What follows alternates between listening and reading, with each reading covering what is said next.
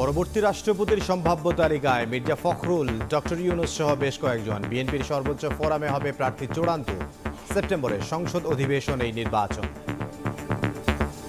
পদ ছাড়ার পরও আলোচনায় সাবেক রাষ্ট্রপতি শাহাবুদ্দিন। ইসলামী ব্যাংকের শেয়ার জালিয়াতির অভিযোগ। হাইকোর্টে বিএফআইইউ এর প্রতিবেদন, দুদককে তদন্তের নির্দেশ। সমৃদ্ধ প্রযুক্তি নির্ভর দেশ গড়তে কাজ করছে সরকার, জানালেন প্রধানমন্ত্রী। জাতীয় অগ্রাধিকারে রাখা হবে সেমিকন্ডাক্টর খাত। 2030 সালের মধ্যে লক্ষ্য পূরণের আশা। খেলাফত মজলিসকে ছাড়াই সিলেটে 11 দলের সমাবেশ। গণভোটের রায় বাস্তবায়ন না করলে সরকারকে সহযোগিতা করবে না বিরোধী দল। সনদ নিয়ে গড়িমসির অভিযোগ জামায়াত আমিরের।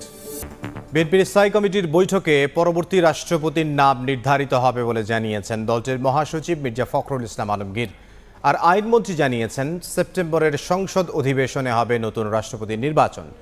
বিশেষ অধিবেশন ডেকে রাষ্ট্রপতি নির্বাচন করার মতো পরিস্থিতি হয়নি। সদ্য বিদায়ী রাষ্ট্রপতির বিরুদ্ধে মামলা থাকলে খতিয়ে দেখা হবে বলেও মন্তব্য করেন আইনমন্ত্রী। মেয়াদ শেষ হওয়ার প্রায় 2 বছর আগেই স্বাস্থ্যগত কারণ দেখিয়ে দায়িত্ব থেকে সরে দাঁড়িয়েছেন দেশের 22তম রাষ্ট্রপতি মোহাম্মদ শাহাবুদ্দিন। কে হচ্ছেন পরবর্তী রাষ্ট্রপতি, এই আলোচনা এখন তুঙ্গে। শনিবার সকালে রাজধানীর সিরডাপ মিলনায়তনে এক অনুষ্ঠানে আইনমন্ত্রী বলেন, পরবর্তী রাষ্ট্রপতি নির্বাচনের জন্য 24 অক্টোবর পর্যন্ত সময় আছে, তাই বিশেষ অধিবেশনের প্রয়োজন নেই। 24 অক্টোবর পর্যন্ত আমাদের হাতে সময় আছে, সুতরাং বিশেষ অধিবেশন ডাকার মতো কোনো পরিস্থিতি এখন তৈরি হয়নি। যেহেতু 60 দিনের মধ্যে আমাদের 15 জুলাই থেকে 60 দিনের মধ্যে আমাদের পরবর্তী অধিবেশন হওয়ার কথা সাংবিধানিকভাবে, আশা করি সেই অধিবেশনেই এটা নিষ্পত্তি করা সম্ভব হবে। সদ্য বিদায়ী রাষ্ট্রপতির বিরুদ্ধে কোনো মামলা থাকলে তা খতিয়ে দেখা হবে বলেও জানান আইনমন্ত্রী। এটা যারা করেছেন, কি উদ্দেশ্যে করেছেন, তাদের উদ্দেশ্য কি, সৎ উদ্দেশ্য না অসৎ উদ্দেশ্য, এগুলো দেখি, আমরা যাচাই বাছাই করে দেখব, সময় হলে দেখব। এদিকে পরবর্তী রাষ্ট্রপতি বিএনপির কেউ হবেন কিনা সে সিদ্ধান্ত দলের সর্বোচ্চ পর্যায় থেকেই নেওয়া হবে বলে জানিয়েছেন দলটির সিনিয়র যুগ্ম মহাসচিব অ্যাডভোকেট রুহুল কবির রিজভী। রাষ্ট্রপতি হবেন এটা তো পার্টির ঊর্ধ্বতন যে ফোরাম, সে ফোরামের সিদ্ধান্ত, সেটা তো আমি এখনো জানতে পারিনি। তারা নেবেন, যখনই নেবেন আপনারা বুঝতে পারবেন। দলের স্থায়ী কমিটির বৈঠকে পরবর্তী রাষ্ট্রপতির নাম নির্ধারিত হবে বলে জানিয়েছেন বিএনপি মহাসচিব মির্জা ফখরুল ইসলাম আলমগীর। বগুড়ায় সাংবাদিকদের প্রশ্নের জবাবে একথা জানান তিনি। বিএনপি সভা করবে, মিটিং করবে, স্ট্যান্ডিং কমিটি মিটিং হবে, বিএনপি ডিসিশন হবে, এরপরে জানতে পারবেন। সংবিধান অনুযায়ী যে সমস্ত নিয়ম আছে সেগুলো মেনে দল যা সিদ্ধান্ত নেবে সেটাই হবে চূড়ান্ত। তিনি জানান, সংবিধান অনুযায়ী দল যাকে মনোনীত করবে তিনিই হবেন দেশের 23তম রাষ্ট্রপতি। সংবিধান বা রাষ্ট্রের প্রশ্নে রাজনৈতিক বা অরাজনৈতিক নয়, রাষ্ট্রপতি নির্বাচনে মনোযোগ দিতে হবে সর্বমহলে গ্রহণযোগ্যতার দিকে। অতীতের অভিজ্ঞতা স্মরণে রেখে জনসম্পৃক্ত ইস্যু উত্থাপন এবং নীতি নিয়ে আলোচনায় সক্ষম হতে হবে রাষ্ট্রপতিকে। এছাড়াও রাজনৈতিক স্থিতিশীলতা বজায় রাখতে বিদ্যমান দলগুলোর সঙ্গে যোগাযোগ রক্ষায় পারদর্শী হতে হবে ভবিষ্যৎ রাষ্ট্রের অভিভাবক। রাজনৈতিক বিশ্লেষক ও রাষ্ট্রবিজ্ঞানীদের ভাবনায় বিস্তারিত মুরসালিন হক জুনায়েদের রিপোর্ট। রাষ্ট্রপতি দেশের প্রধান ব্যক্তি, সার্বভৌম রাষ্ট্রের অভিভাবক। বাংলাদেশের রাজনৈতিক প্রেক্ষাপটে এই পদ অস্বস্তি এবং বিতর্কেরও। নানা বিতর্কিত ভূমিকার পর শুক্রবার রাষ্ট্রপতির পদ ত্যাগ করেন মোহাম্মদ শাহাবুদ্দিন। শারীরিক অসুস্থতার কারণ দেখিয়ে তার সরে যাওয়ায় ভারপ্রাপ্ত রাষ্ট্রপতি হিসেবে দায়িত্ব পান স্পিকার হাফিজউদ্দিন আহমদ। তবে 90 দিনের মধ্যে রাষ্ট্রপতি নির্বাচনের বাধ্যবাধকতায় এখন প্রশ্ন, রাজনৈতিক নাকি অরাজনৈতিক কাউকে বেছে নিবে ক্ষমতাসীন বিএনপি। ফলে এমন একজন ব্যক্তিকে রাষ্ট্রপতি করার ফলে রাষ্ট্রবিজ্ঞানী ও রাজনৈতিক বিশ্লেষকরা বলছেন, 24 পরবর্তী রাজনৈতিক পরিস্থিতি বিবেচনায় জনগণের পাশাপাশি সব রাজনৈতিক দলের কাছে গ্রহণযোগ্য ব্যক্তিকে রাষ্ট্রপতি নির্বাচনের কোনো বিকল্প নেই। দেশ কিন্তু একটি ভিন্ন প্রেক্ষাপটে এখন অবস্থান করছে। আমরা জুলাই পরবর্তী সময়ে যেই ধরনের রাষ্ট্রীয় কাঠামো, যেই ধরনের শাসন ব্যবস্থা আমরা প্রত্যাশা করি, এখানে সর্বোচ্চ গ্রহণযোগ্য একজন ব্যক্তি যদি রাষ্ট্রপতি নির্বাচিত হন, তাহলে দেখা যাবে যে এটি বিরোধী দল এবং সরকারি দল সকল জায়গা থেকেই একটি সাপোর্ট পাবে এবং জনগণের একটি আস্থা তৈরি হবে রাষ্ট্রপতির উপর। পলিসিগুলো হচ্ছে গিয়ে ঠিকঠাক মতো নিয়ে কথা বলতে পারবেন, একটা গাইডলাইনও দরকার হলে সেট করতে পারবেন। কোনো বিল নিয়ে যদি ওনার কোনো আপত্তি থাকে সেটা হচ্ছে গিয়ে উনি জানাতে সচেষ্ট হবেন। রাজনৈতিক দলগুলোর মধ্যে সুসম্পর্ক বজায় রাখার ক্ষেত্রে একটা অনুঘটক হিসেবে উনি কাজ করবেন। বিশ্লেষকরা বলছেন, রাজনৈতিক বা অরাজনৈতিক বিবেচনায় অতীত অভিজ্ঞতার প্রেক্ষিতে নিজ মতাদর্শের কাউকেই রাষ্ট্রপতি হিসেবে বেছে নিবে বিএনপি। পাশাপাশি জুলাই সনদে রাষ্ট্রপতি ও প্রধানমন্ত্রীর ক্ষমতায় ভারসাম্য রাখার বিষয়টিকেও নজরে রাখবে ক্ষমতাসীনরা। একদিকে বিএনপি এমন কাউকে রাষ্ট্রপতি পদে দিতে চাবে না যিনি হচ্ছে গিয়ে একদম কমপ্লিটলি নির্দলীয় বা নন পার্টিজান হবেন। যদি তারা জুলাই চার্টারে, আমি যেটা বললাম যে রাষ্ট্রপতিকে কিছু অ্যাডিশনাল ক্ষমতা দেওয়া আছে, সেই ক্ষমতাগুলোর কথা যদি তারা হচ্ছে গিয়ে বিবেচনায় নেন এবং যেগুলোর ব্যাপারে বিএনপির নোট অফ ডিসেন্ট নেই। সংবিধান সংস্কার বা সংশোধন যেটি হোক, রাষ্ট্রপতি এবং প্রধানমন্ত্রীর মধ্যে এক ধরনের ক্ষমতার ভারসাম্যের কথা বলা হয়েছে।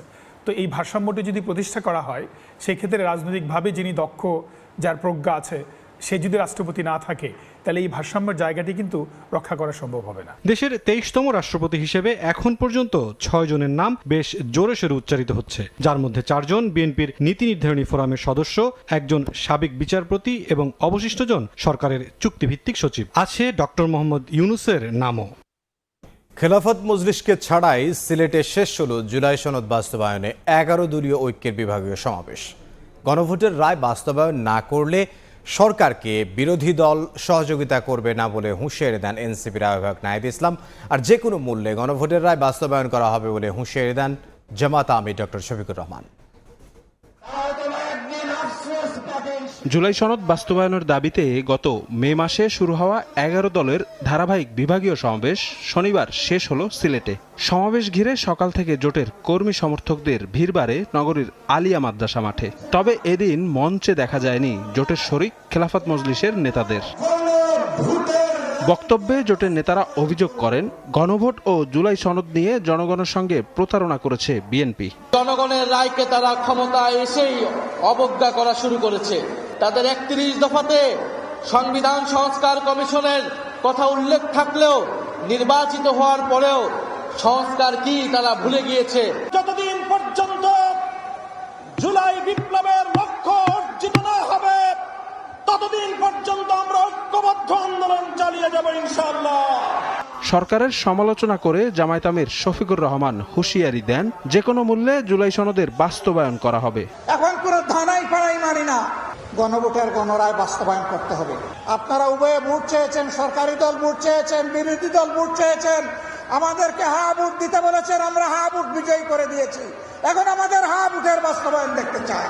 তবে সিলেটের সমাবেশ থেকে পরবর্তী কর্মসূচির কোনো ঘোষণা দেয়া হয়নি। এর মধ্যেই শনিবার বিজ্ঞপ্তি দিয়ে 11 দলীয় ঐক্যজোটের সকল কর্মসূচি থেকে নিজেদের বিরত রাখার ঘোষণা দিয়েছে খেলাফত মজলিস। এরপর থেকে রাজনৈতিক অঙ্গনে গুঞ্জন চলছে, তবে কি ভাঙনের মুখে পড়ছে 11 দলীয় জোট? সব বাধা মোকাবেলা করেই দেশকে এগিয়ে নিতে চায় সরকার, গড়তে চায় স্বনির্ভর, সমৃদ্ধ এবং প্রযুক্তি নির্ভর দেশ। কৃষি, পোশাক শিল্প, প্রবাসী আয়ের পাশাপাশি জাতীয় অগ্রাধিকারে রাখা হবে সেমিকন্ডাক্টর খাত। 2030 সালের মধ্যে লক্ষ্য পূরণের আশাবাদের কথা জানিয়েছেন প্রধানমন্ত্রী তারেক রহমান। সকালে রাজধানীর তেজগাঁওয়ে national semiconductor symposium and BEAR এর সামিট 2026-এর উদ্বোধনী অনুষ্ঠানে একথা বলেছেন প্রধানমন্ত্রী। বৈশ্বিক প্রযুক্তি খাতে প্রবাসী বাংলাদেশিদের সম্পৃক্ততা, সেমিকন্ডাক্টর শিল্পের উন্নয়ন এবং উন্নত উৎপাদন ব্যবস্থাকে সামনে রেখে রাজধানীর তেজগাঁওয়ের নব থিয়েটারে শুরু হলো দুদিনব্যাপী ন্যাশনাল সেমিকন্ডাক্টর সিম্পোজিয়াম এবং biotechnology, electronics, AI and robotics summit 2026। বিজ্ঞান ও প্রযুক্তি মন্ত্রণালয়, বাংলাদেশ সেমিকন্ডাক্টর ইন্ডাস্ট্রি অ্যাসোসিয়েশন ও সিলিকন রিভার আয়োজিত এই সম্মেলন শনিবার সকালে উদ্বোধন করেন প্রধানমন্ত্রী তারেক রহমান। এই সম্মেলনকে আমি প্রধান অতিথির বক্তব্যে সরকার প্রধান বলেন, ভবিষ্যৎ প্রজন্মের সামনে একটি মেধাভিত্তিক বাংলাদেশের সম্ভাবনার বার্তা পৌঁছে দিতে চায় তার সরকার। এ সময় সেমিকন্ডাক্টর খাতের অপার সম্ভাবনার কথাও তুলে ধরেন তারেক রহমান। বর্তমান সরকার এমন একটা বাংলাদেশ গড়তে চায় যে বাংলাদেশটি হবে স্বনির্ভর, সমৃদ্ধ এবং প্রযুক্তি নির্ভর। এই সম্মেলনের মাধ্যমে আমরা বর্তমান এবং ভবিষ্যৎ প্রজন্মের সামনে আমাদের সর্বোচ্চ যে চেষ্টা, সেটা হচ্ছে একটা মেধা ভিত্তিক বাংলাদেশের সম্ভাবনার বার্তাটা পৌঁছে দেওয়া। প্রধানমন্ত্রী বলেন, সেমিকন্ডাক্টর শিল্প এটি আধুনিক সভ্যতার ভিত্তি। এই বাজারে নিজেদের অবস্থান সুদৃঢ় করতে বাংলাদেশের সামনে যে অপার সুযোগ ও সম্ভাবনা আছে তা কাজে লাগাতে সরকারের নানা পদক্ষেপের কথা তুলে ধরেন তারেক রহমান। মোবাইল ফোন থেকে শুরু করে আধুনিক কলকারখানা কিংবা মহাকাশ স্যাটেলাইট প্রত্যেকটা ক্ষেত্রে সেমিকন্ডাক্টর অপরিহার্য। সুতরাং এই মার্কেটে প্রবেশ করার জন্য বাংলাদেশের সামনে একটা অপার সম্ভাবনা এবং সুযোগ বিদ্যমান। আমি দৃঢ়ভাবে আশা করি 2030 সালের মধ্যে সেমিকন্ডাক্টর শিল্প থেকে রফতানি আয়ের যে লক্ষ্যমাত্রা নির্ধারণ করা হয়েছে, ইনশাল্লাহ বাংলাদেশ সেটা পূরণ করতে সক্ষম হবে। বর্তমান সরকার সব বাধা মোকাবেলা করেই দেশকে এগিয়ে নিতে চায় জানিয়ে প্রধানমন্ত্রী বলেন, নানা চ্যালেঞ্জের মধ্যেও দেশকে এগিয়ে নিতে যারা কাজ করবে তাদের পাশে থাকবে বর্তমান সরকার। আমাদের সামনে নিঃসন্দেহে বহুমাত্রিক চ্যালেঞ্জ আছে, তবে সকল সীমাবদ্ধতাকে অতিক্রম করে এগিয়ে যাওয়ার অদম্য ইচ্ছাই কিন্তু আমাদের রয়েছে। বর্তমান সরকার ইতিমধ্যে সেমিকন্ডাক্টর শিল্পের জন্য ব্যবসা বান্ধব পরিবেশ তৈরিতে সর্বাত্মক পরিকল্পনার বাস্তবায়নের কাজ শুরু করেছে। পরে সম্মেলনস্থলে দেশি বিদেশি উদ্যোক্তাদের তৈরি প্রযুক্তি নির্ভর বিভিন্ন স্টল পরিদর্শন করেন প্রধানমন্ত্রী তারেক রহমান।